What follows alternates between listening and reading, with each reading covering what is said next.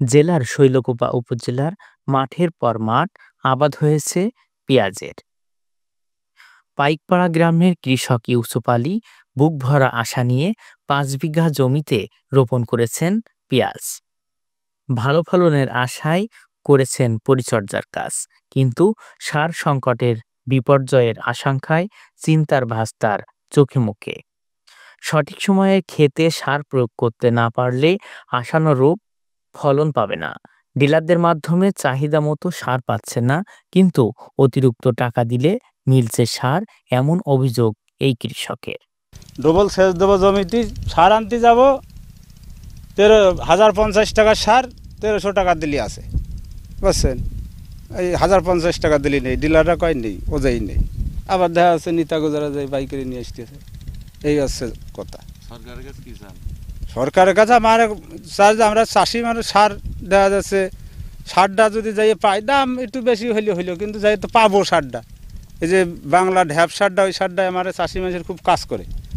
ওই সারটা সরকারি রেট বলে শুনি ১৩৫০, এরা ২২০০-২৫০০ গোপনে বেছে গেলি কয় নেই ওটা, বুঝছেন? শুধু ইউসুফই নয়, তার মতো সকল কৃষকদের অভিযোগের তীর ডিলারদের দিকে। ইউনিয়ন পর্যায়ে নিয়োগপ্রাপ্ত ডিলাররা থাকেন না স্ব স্থানে, তারা দোকান খুলে বসেছেন পৌর এলাকায়। সরকার নির্ধারিত দামের চেয়ে চড়া দাম দিলে খোলা বাজারে অল্প পরিমাণে পাওয়া যাচ্ছে এই সার। পেঁয়াজ আবাদের ভরা মৌসুমে সার সংকটে হতাশ হয়ে পড়েছেন কৃষকরা। দ্রুত সার সংকট নিরসনের দাবি তাদের। আমরা যে চাষ করতেছি, এই চাষের অনুযায়ী আমার সার যে পরিমাণ দরকার সে পরিমাণ আমরা পাচ্ছি না। তো ১০ ভাগের ১ ভাগ সারও পাচ্ছি না। সার ১ আর ২ হচ্ছে আমাদের মাঠে যে সরকারি লোক আসবে, এরাও আসতেছে না। সরকারি কোনো কর্মকর্তাই আমাদের কৃষকের উপরে কোনো পদক্ষেপ নিচ্ছে না। আমরা এই অভিজ্ঞতাটাই দুর্বলতা রয়েছে। আর সার যার দরকার কিছুই পাচ্ছে না। সারটা যদি আমরা খোলা মার্কেটে কিনতে পারতাম, টাকা নিয়ে যাচ্ছে, কিন্তু সার পাচ্ছি না, ফিরে চলে আসতে যাচ্ছে। সার তো আমরা পাচ্ছি না, যাও পাচ্ছি ডিলারের কাছে একাক্ষণ, তাও তো আসিয়ে ফিরিয়ে চলে যাচ্ছে আজকে, যেমন বুঝেছেন। তা এখন আবার যে বাইরের থেকে নেবো, সেখানেও ৪০০-৫০০ টাকা বেশি, তাও তো সেখানেও পাচ্ছি না। খুব সংকটের ভিতরে আছে এখন বর্তমানে। অন্য অন্য ব্যক্তি যাইয়ে দেখা যাচ্ছে যে পেঁয়াজ লাগায়নি, সে যাইয়ে ১০ খান সাল নিয়ে এসে অন্য জায়গায় বেশি ২,০০০ টাকা ৩,০০০ টাকা লাভ করতেছে, কিন্তু আমরা পরিচিত সার পাইনি। পরিষ্কার কথা আমার। কি সমস্যা? তাদের সমস্যায় এখন বাইরের থেকে আমাদের দেখা যাচ্ছে যে সরকারি সার দিচ্ছে ১,০৫০ টাকা, আমরা কিনে আনতেছি ১৪০০ ১৪৫০ টাকা কিনে নিয়ে এসে জমিতে দিচ্ছি। এখন খ্যাত করেছি, এখন তো সারের দরকার আছে। যে সাব ডিলার কোনো সার বেচতেছে না, কারণ এটা সাব ডিলার আর মেন ডিলার জানে, তার অতিরিক্ত আমরা অত জানি না। তবে যদি সাব ডিলার আনতে পারত, তাহলে চাষির হাত থেকে এই সংকট হতো না, পরিপূর্ণভাবে সার পালি এই ঝামেলা হতো না।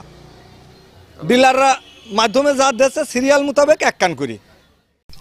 চাষবাস তো আমরা করতে পারবো, সার মাঠ ঠিক মতো না হলে তো আমাদের ফসলের ফলন ভালো হবে না। এখন পেঁয়াজ মাঠ লাগানো হয়, যদি সার মাঠ ঠিক মতো না দিতে হয় তাহলে তো পেঁয়াজ ফলন হবে না। চাষি এমনি বীজ কিনেছে দামে, আর চারার দাম কম, এখন চাষি শেষ হয়ে যাচ্ছে। ৫ বিঘা পেঁয়াজ লাগাইছি। এখন এই পেঁয়াজে তো সার দিতে হবে। এই সার সরকার রেট দিয়েছে একটা ১০৫০, ওইটা আনতে গেলে বলতেছে অমুক দিন দেব, ওই দিন গেলে পরে বলতেছে নাই। আবার বাইরে গেলে বলতেছে যে আছে এটা ১৩৫০, ১৪০০ হলে পাওয়া যায় এইরকম। আরেকটা সার দিয়ে আমরা বাংলাদেশ ফসফেট, যেটা ডিএবি বলার লেখা আছে, ওইটা দিলে আর কি আমাদের পেঁয়াজ একটু ভালো ফলন হয়, পেঁয়াজটা ভালো হয়। ওইটা আনতে গেলে সরকার রেট দিয়েছে ১৩৫০, ওই আনতে গেলে বলতেছে ২৪০০, ২৫০০। তা আমরা সাধারণ চাষি যারা আছি এরা পাচ্ছি না। এখন আমাদের সাধারণ চাষির জন্যে সরকারের কাছে একটাই আবেদন, যাতে আমরা সারটা ঠিক মতো পাই, যাতে আমরা চাষি যারা আছি তারা সাধারণ চাষি ফলনটা ভালো ফলাতে পারি, এটাই সরকারের কাছে আবেদন যাচ্ছে। ওই যে যেমন ডিলারের দিচ্ছে ১,০৫০ টাকা ১ বস্তা, একজন পেঁয়াজ লাগাইছে ১০ বিঘে বই, তার দরকার ২০ বস্তা। বাইরের থেকে কিনতে হলে এবার ১ বস্তা ধরেন ওই ডিএবি কিনা যাচ্ছে ১৩৫০, ১৪০০ টাকা। একটা চায়না ডিএবি আছে, ওটা ১৫০০, ১৬০০ টাকা নিচ্ছে। এই কায়দায় পাওয়া যাচ্ছে। তাছাড়া ওই ডিলার আজকে ১ বস্তা দিচ্ছে, কাল ১ বস্তা দিচ্ছে, ২ দিন পর আবার দিচ্ছে, ওতে তো চাহিদা পূরণ হচ্ছে না। আর একজন যদি 5 কেন পাওয়া যায়, একজন 5 কেন দেয়, তাহলে তো নিয়ে যায়।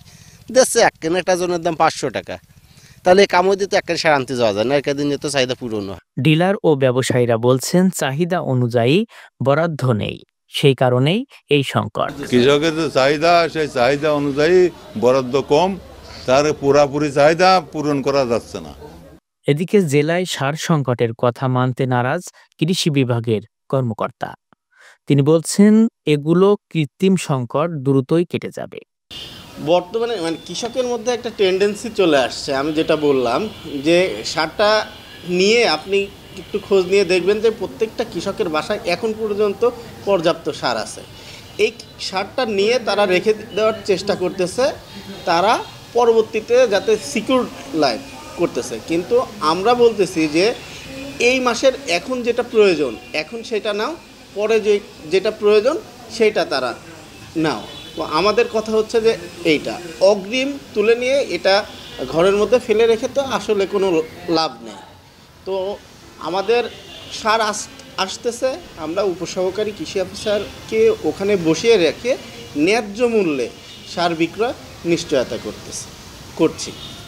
বর্তমানে কোনো সংকট নাই। আমার গত মাসে সারের চাহিদাটা বেশি ছিল, গত মাসে যখন বেশি ছিল তখন আমি এই মাসের থেকে অগ্রিম 500 টন ডিএপি আমি নিয়ে গেছি, নিয়ে আমরা সেটা উত্তোলন করে কৃষক পর্যায়ে বিতরণ করে দিছি।